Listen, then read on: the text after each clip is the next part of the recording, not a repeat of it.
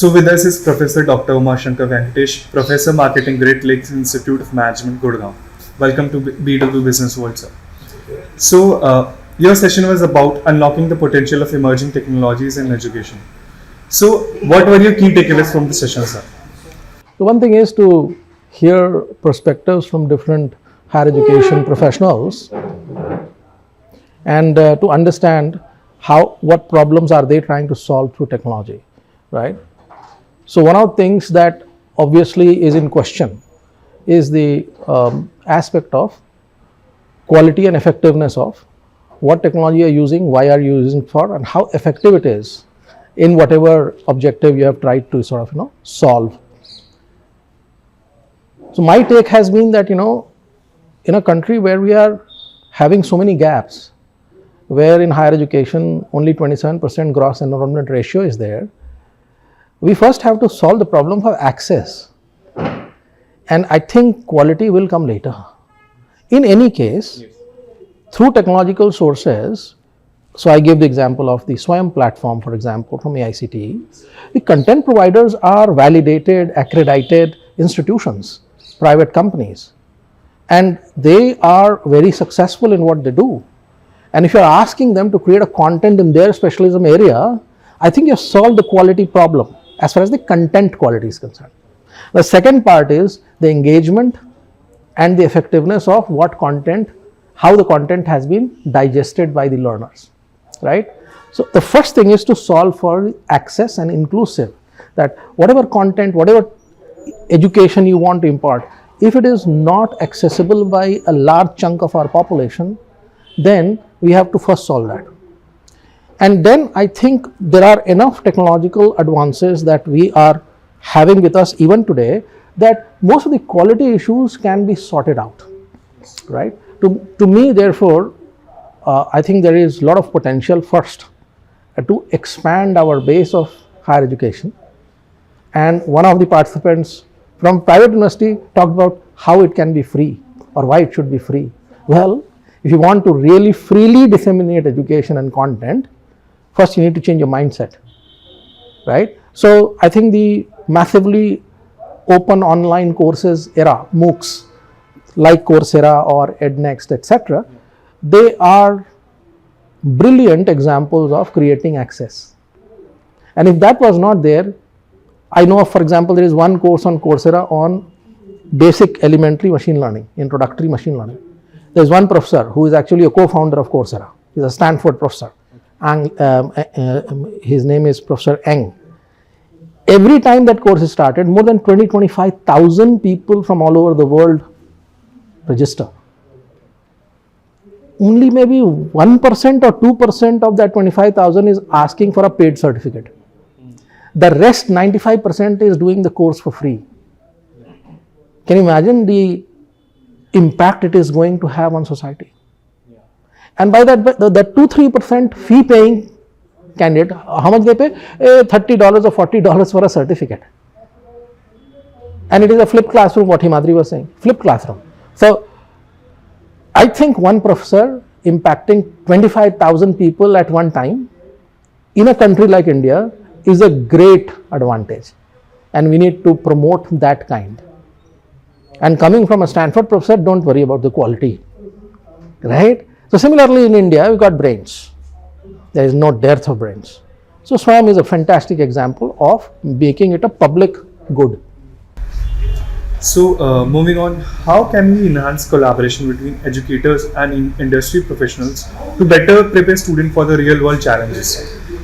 So I think it's a very important question that both stakeholders, industry as well as academia, need to answer. The idea that I'm from a B school, so I'll focus on higher education only. I'm not equipped to answer K-12. Should I stop? So the idea is that when you look at business schools as higher education, postgraduate education, we keep talking about industry academia partnership, but it is very, very minute. And only some of the top B schools are able to generate this kind of a collaboration. and that too not very, very effectively. So one of the examples I can tell you is that in our postgraduate program, for example, at Great Lakes Gurgaon, we have a compulsory live consulting project component in our 1-year executive MBA program. In this, students in teams of 3 to 4, not big teams, have to compulsorily work on a live company's live case with the sponsorship of the company. The administration of this live project is very difficult. 50 teams. How do you find 50 companies interested in giving us consulting projects? We do it free of cost because we don't have the bandwidth to say, no, we need payment also from you. But then a large range of small, mid-sized and some large-sized companies participate. It has been built over 10 years.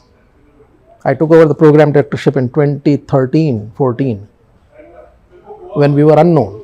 Today we are ranked 12th best 1-year MBA program in the country. One of the key cornerstones has been this live consulting. Here is a live example of industry academia collaboration, and student teams are solving real problems for real companies. What is needed is for companies also to appreciate that if they are looking for effective employees tomorrow, how will they get trained employees who understand their problems and context without participating in their training? So in India, we solved the industry collaboration with academia with a 2-month summer training. It is not sufficient. It's not sufficient. So my take is that in the curriculum design, pedagogy, assessment, training, everywhere there has to be a participation of practitioners with the academicians leading the thing, because only then the practice will start getting integrated into the teaching and pedagogy. So I think that's my take. So what are your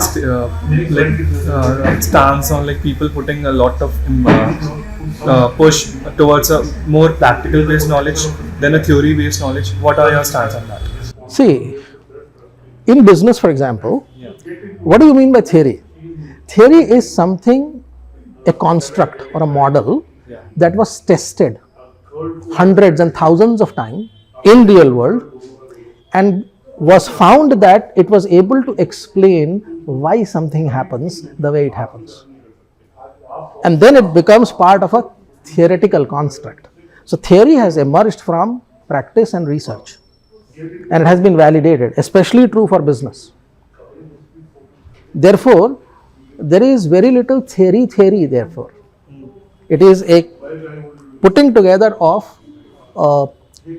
successful strategies and practices and then converted into a model or a construct which others can use as a ready-made solution whenever they face that situation.